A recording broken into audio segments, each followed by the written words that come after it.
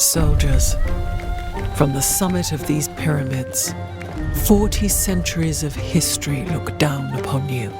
Civilization is perhaps the most popular strategy game ever, and for good reason. Chalk it up to the series' deep love for history, combined with rich and complex strategy mechanics, and Sid Meier's Civilization is a game that casual and hardcore gamers alike can all appreciate. No matter if you just love history or strategy games, its appeal is practically universal. The first Civilization game I played goes all the way back to Civilization 4 and was one of the sparks that ignited my love for history. And it was part of the reason why I minored in history in college. But it's been a while since the last installment, going back almost 9 years ago. With every Civilization game comes a desire to shake things up, providing new leaders and new ways to play. But does 2025 Civilization VII do enough to draw in new and returning players? Or has it become outdated and obsolete like the monuments of old? Hi, my name is Jay, and welcome to Good Games Dude. Now, I'm not the biggest strategy game aficionado there is on YouTube. I mean, I did play this on controller rather than on mouse and keyboard. But I think there are a lot of people like me who aren't big strategy game fans, but are willing to shell out money for a Civilization game, because these games are big, historic games that appeal to casual audiences. There are a lot of mechanical changes that I love about Civilization VII. One of them being how players go about picking their leaders and civilizations, and how that has evolved over time. But there are also many changes and flaws that I absolutely despise. From the game's user interface and cut contents, it has more than a few frustrations. Deep down, there is a shining jewel here. But like all shining rocks, so too does Civilization VII need more refinements in order to let its best parts shine. Whether you're an old and dusty figure who's been playing these games since Windows 98, or are a complete youngin' who's never experienced the fear of encountering Gandhi in one of your games, allow me to share my thoughts on Civilization VII.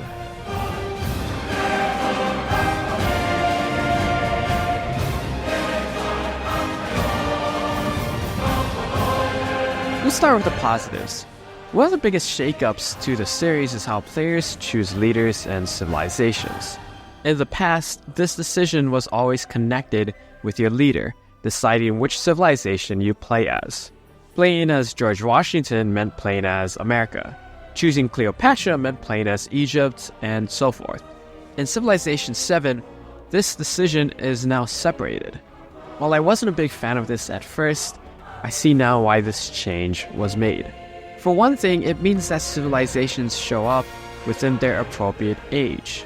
It was always weird playing as America or Japan, for example, in ancient times, when those societies had yet to be formed. Now these countries and peoples show up in their appropriate age, and it allows players to experiment and play with other cultures they might have never picked up before. It allows for a greater in-depth strategy. As time goes on, you can switch and adapt your tactics and civilizations to your preferred playstyle. Struggling to build up a powerful army or develop new technologies? Switch to a different civilization that specializes in those areas. Or you can find another civilization that doubles down on your leaders' strengths so that you can gain an even bigger lead.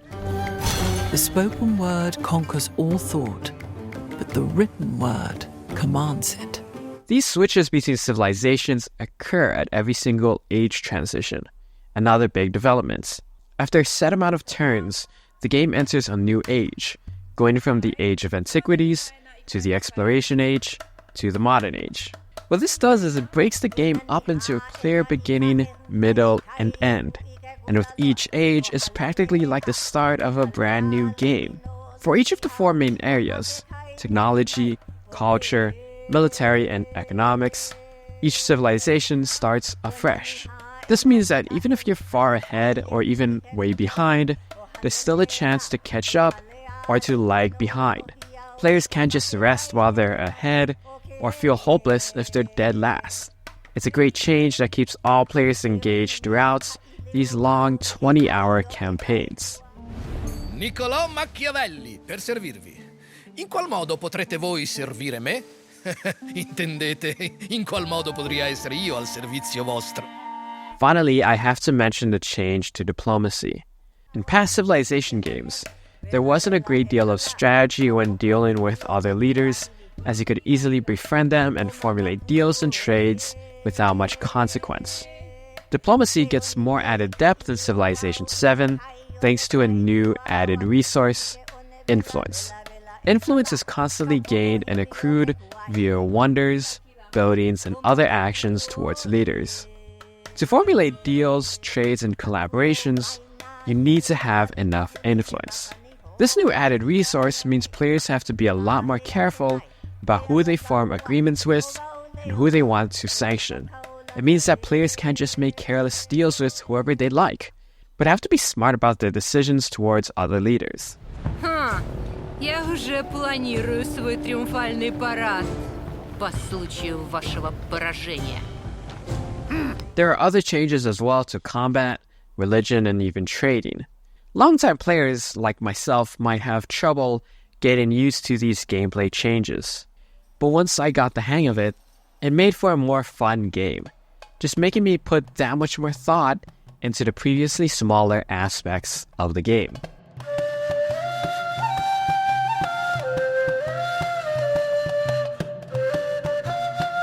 But with these new changes also comes a lot of big flaws. First one I'll mention is the frustrating UI. Yes, I am playing this on controller, but Civilization has been playable and fun on consoles, going all the way back to the Xbox 360, and I think a lot of people do play this on console still, rather than on PC. See these icons up here on the top left? These are important tabs in Windows that tell you a lot of important information, like what kind of technology you're researching, how many points you've acquired in the game, and who's in the lead. So how do you access these tabs? Hit R1 on the controller and it'll bring up a separate wheel to select which one of these tabs you want to open up. If that sounds counterintuitive, get ready because Civilization is filled with these kinds of menus that are inexplicably difficult to use. What about this in-game encyclopedia? These games are always filled with amazing, in-depth research where players can learn more about actual history. But good luck trying to access any of it. How do you use the search bar to look things up? Why you obviously press triangle on the controller so you can bring up the digital keyboard. How do I know that? Well, because it said so, all the way on the bottom left of the screen, where you wouldn't even think to look. Not to mention that this game crashes over and over again. It's not uncommon to play Civilization for hours and hours on end. Crashes can be expected by then, but I'm not exaggerating when every single one of my sessions ended with a crash. And when the game would get to the latter portions, where there's a lot of moving units, it was also not uncommon to have the game freeze in record time of under an hour. And lastly, probably the most frustrating aspect about this is how short it is, lacking a lot of content that was practically a given in previous games. Past Civilization titles did a great job of portraying the past, but they also included present and future ideas that sparked imaginations of what was on the horizon. It'd get into the speculative, showcasing robots, rockets, and deep space exploration. This game stops way short of that, coming to just before the 21st century, barely even touching the digital age.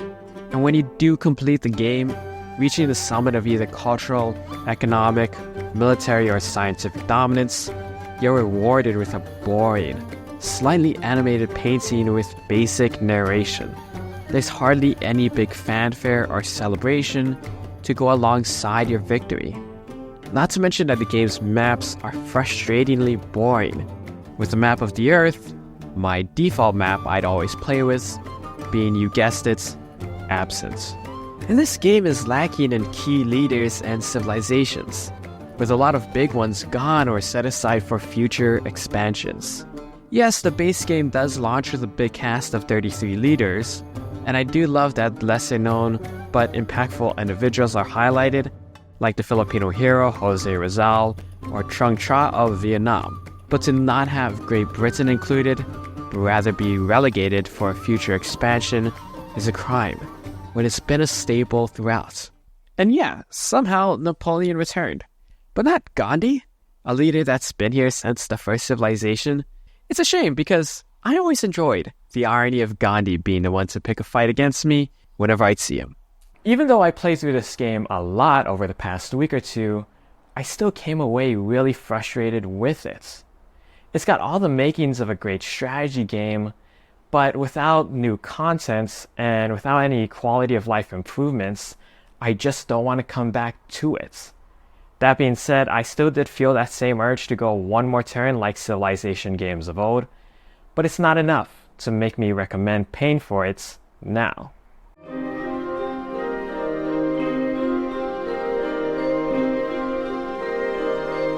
The passion and love for history can still be felt throughout. I loved just learning about all these different cultures, societies, architectural wonders, and great human accomplishments. It still is a celebration of all of human history, but that's not enough to make me want to keep playing. For all its major changes and additions, it's still lacking the refinements and contents that warrants the money and time these games require. Hopefully a year down the line, Civilization can get the love and support it deserves. But for now, Civilization VII gets a 2 out of 5.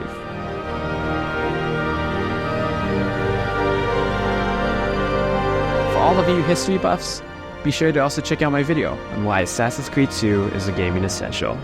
And be sure to also subscribe for more on the best that video games have to offer.